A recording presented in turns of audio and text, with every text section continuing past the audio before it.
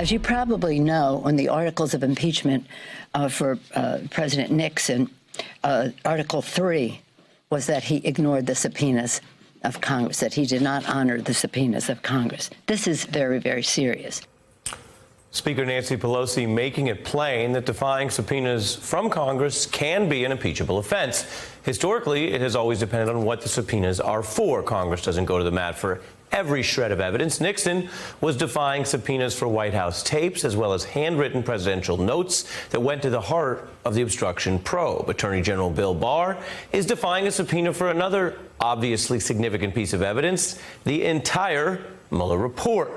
Democratic Judiciary Chair Jerry Nadler leading the charge here now to, as we've mentioned, hold Barr in contempt and stating for the first time that this process may lead Congress to debating whether to impeach the president or any other official, which can include, of course, Mr. Barr. I'm joined now for our series opening arguments with former Solicitor General Neil Katyal, who wrote the special counsel rules that govern Mueller and is, of course, an MSNBC analyst. Good to see you. Good to see you, and welcome back. We missed you.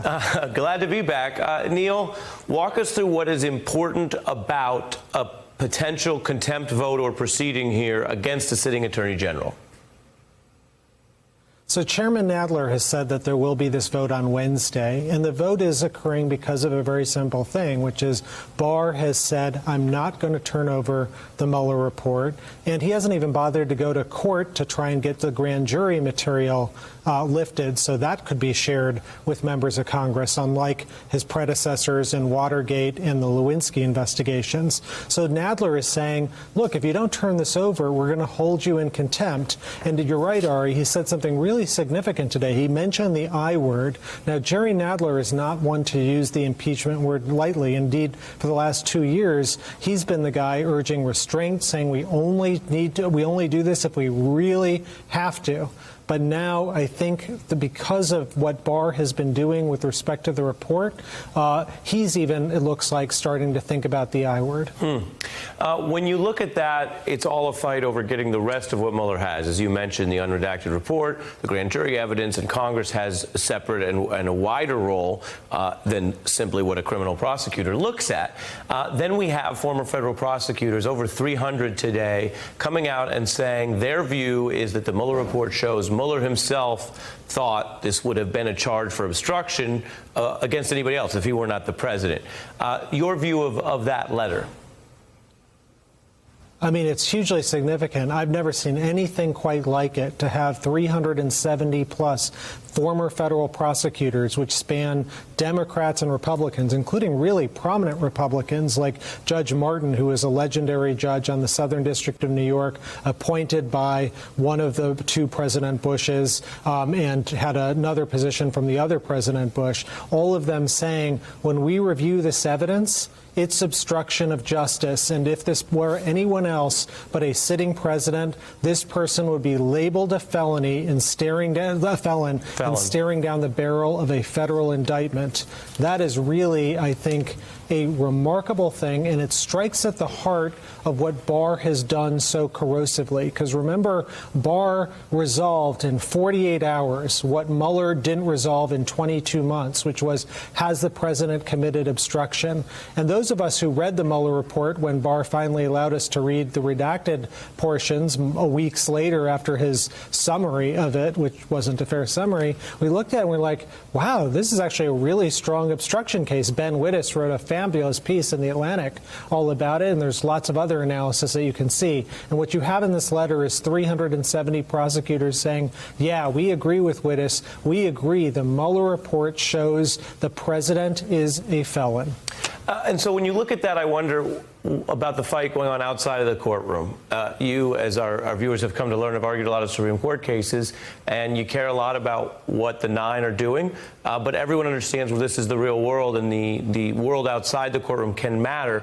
How much of do you think the 300-plus folks there weighing in are doing so almost as a direct rebuke or reaction to what you just described, what Barr did? I mean, I wonder if whether we'd had a fair playing field from the start and everyone just dealt with the evidence, whether as many people would have felt the need to come out that way. Exactly. I mean, the fact that these folks did so, and these are pretty reticent folks. I mean, there's some people on there who, will sign letters and so on, but there's a lot of people who I'm not aware of have taken any public positions before. But I think they did so here because of the gravity of the situation. Here you've got someone who who's our sitting president, who's committed acts that, if committed by anyone else, we would call a felon and put in jail.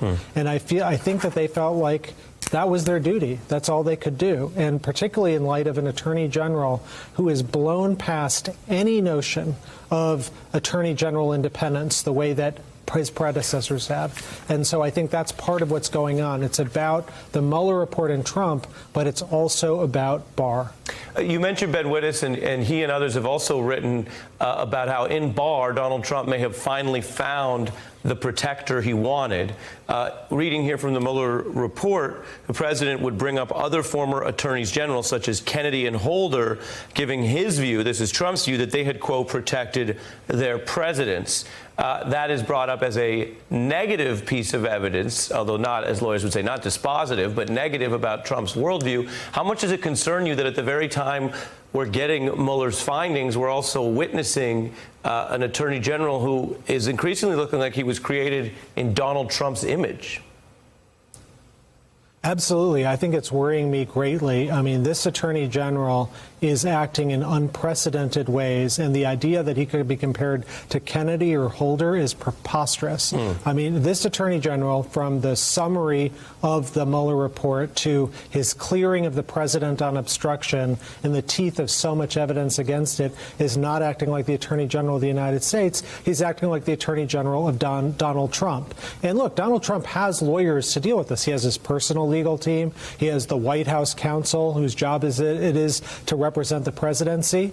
But the one thing that isn't the case is that the attorney general acts as the president's lawyer. And we have long history about this. I mean, for example, when President Andrew Johnson was impeached in the 1860s, his attorney general, Henry Stanbury, actually resigned as attorney general because he wanted to defend the president. And so he went and became his lawyer in the impeachment trial. And then, notably, after Johnson beat the impeachment conviction by a single vote, Stanbury wanted to be attorney general again. The Senate didn't confirm him.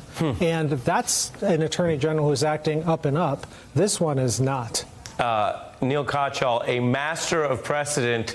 The night is not over, and yet I believe you may have the only Stanbury reference on all of the news across America tonight, and we learned so much from you. Hey, I'm Ari Melber from MSNBC. You can see more of our videos right here, or better yet, subscribe to our YouTube channel below. You could have been anywhere in the world, but you're here with us, and we appreciate that.